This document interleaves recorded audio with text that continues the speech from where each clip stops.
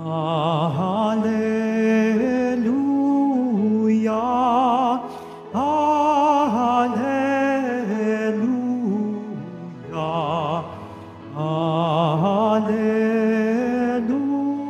Alleluia, Alleluia.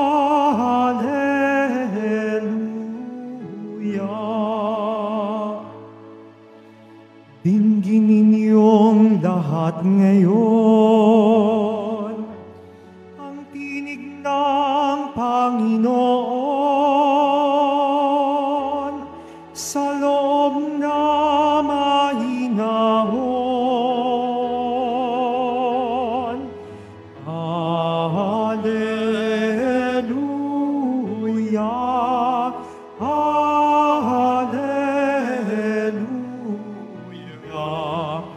Alleluia.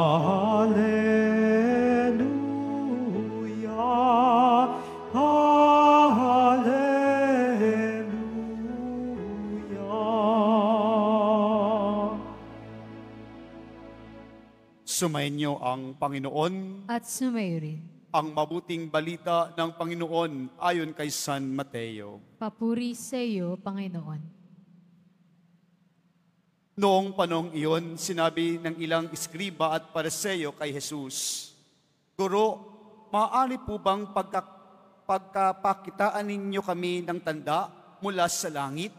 Sumagot si Jesus, lahing masama at di tapat sa Diyos, naghahanap kayo ng tanda, ngunit walang ipapakita sa inyo maliban sa palatandaang inilalarawan sa pangyayari kay Propeta Jonas, kung paano si Jonas sa 3 araw at 3 gabi nasa tiyan ng dambuhalang isda, gayon din ang anak ng tao ang 3 araw at 3 gabing sumasa ilalim ng lupa. Sa araw ng paghuhukom, titindig ang mga taga-Nineveh laban sa lahing ito at ito'y hahatulan ng kaparusarahan, sapagkat nagsisi sila dahil sa pangyayari, pangangaral ni Jonas. Ngunit higit na di hamak kay Jonas ang naririto. Sa araw na yaon, titindig ang reyna ng timog laban sa lahing ito at ito'y hahatulan ng kaparusahan, sapagkat nanggaling siya sa dulo ng daigdig upang pakinggan ang karunungan ni Solomon. Ngunit higit na hindi hamak kay Solomon ang naririto. Mga kapatid, ang mabuting balita ng Panginoon. Pinupuri ka namin, Panginoong Hesukristo. Magsiupo muna ang lahat. Isang maulang hapon po sa ating lahat, sa pagpapatuloy po ng ating paglalakbay sa pagdiriwang ng 16 na linggo sa karaniwang panahon. Alam po natin, mga minamahal na kapatid, na kailangan natin ang Diyos sa buhay natin. Kailangan natin ng totoong presensya ng Diyos sa atin. Mga minamahal na kapatid, likas po sa ating mga tao ang maghanap ng katiyakan, ng mga palatandaan na tayo'y nasa tamang landas. Ang mga ebidensya na may kabuluhan ang ating tinatanggap at niyayakap at isinasabuhay na pananampalataya. Kaya naman kapag may himala tayong nasasaksihan, ang isang kagalingan, isang tagumpay, isang bagay na hindi maipaliwanag, agad nating sasabihin, gawa ito ng Diyos. Gawa ito ng Panginoon. Tunay na totoo, mga minamahal na kapatid, ang Diyos ay gumagawa ng mga himala. Ngunit ngayong araw sa ating ebanghelyo, ipinapaalala sa atin ni Jesus sa atin na hindi lamang sa kamanghamanghang pangyayari natin makikilala at makikita at mararanasan ang presensya ng ating Panginoon. Sa Ebanghelyo, sinasabi niya na walang ibibigay na tanda, kundi ang tanda ni Jonas.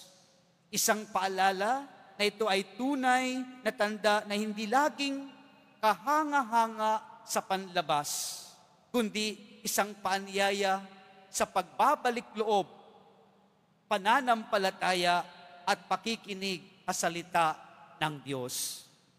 Mga minamahal na kapatid, madalas nating hinahanap ang Diyos sa mga dramatikong pangyayari o sandali ng ating buhay. Ngunit kung hindi natin ito maramdaman at hindi natin ito makita at hindi dumarating ang himala na ating hinahangad, paano kung ang dasal natin ay tila hindi nasasagot? Mga minamahal na kapatid, tayo ba ay mananatiling tapat sa Kanya? Ang Diyos, mga minamahal na mga kapatid, ay dumarating sa maraming paraan, higit sa lahat sa katahimikan. Sa tuwing tayo'y nagsisimba at tumatanggap ng mga sakramento, lalo na ang Eukaristiya at ang kumpisal, naroroon ang ating Panginoon. Nandyan ang ating Panginoon. Kapag binubuklat natin ang mga banal na kasulatan, ang kanyang salitang nagbibigay sa atin ng direksyon at linaw kung paano mabuhay sa pang-araw-araw. Mga minamahal na kapatid, nandyan din ang ating Panginoon. Nandyan din ang Pong Hesus Nazareno, nakikilakbay sa atin. Kapag tayo tumutulong sa kapwa, magpatawad, umiintindi, at naglilingkod, naroroon din ang ating Panginoon. Nandyan din ang ating Diyos. Nandyan din ang ating Pong Hesus Nazareno. Kahit sa panahon ng ating karamdaman o sakit sa buhay, sa lungkot o lumbay, sa pagdurusa o pagkawala, mga minamahal na kapatid, ang Diyos ay kasama natin. Minsan, mga minamahal na kapatid, ang luha natin ay pinakadalisay na dasal.